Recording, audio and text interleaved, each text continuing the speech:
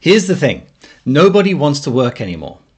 Or should that be, nobody wants to work your crappy jobs anymore? And they never did.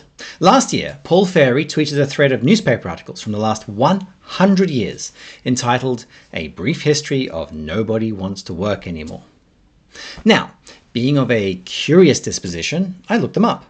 And there are some interesting similarities in all of them. First up, we have folk complaining about the younger generation. Nobody wants to work anymore, Cecil said. They all want to work in front of a computer and make lots of money. Which, let's face it, is entirely true. Then there are the folk using the economy or unemployment rates to justify their lament. My favourite was the governor of Wisconsin, who, in 1940, as reported by the Wisconsin State Journal, justified why he couldn't lower taxes by saying, "The trouble is that everybody is on relief or a pension. Nobody wants to work anymore." The irony is that the unemployment rate, at least in the US, is incredibly low right now, almost the lowest it's been for 100 years. Of course, some people don't need any justification to complain. Just last year, Forbes published a report saying that 1 in 5 executive leaders agree with this statement: no one wants to work. Now, the good news is that only 20% of executives think that. The bad news is that 20% of executives think that. Lastly, surprising no one, except perhaps the person complaining, no one wants to work grueling jobs for low pay. I will say kudos to the Mulberry News journalists from 1922 for covering both sides in their article. On one side, the usual lament. Nobody wants to work anymore, unless they can be paid enough wages to work half the time and loaf half the time.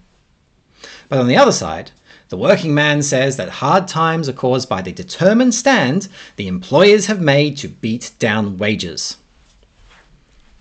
I'd like to point out that this was written in 1922, not 2022.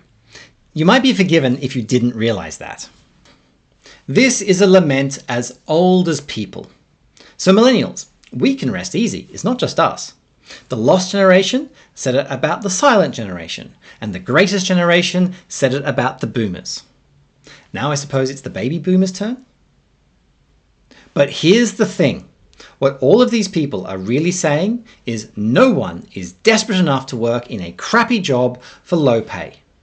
You are not better than someone else because you worked in a crappy job when you were younger. I'm actually sorry for you.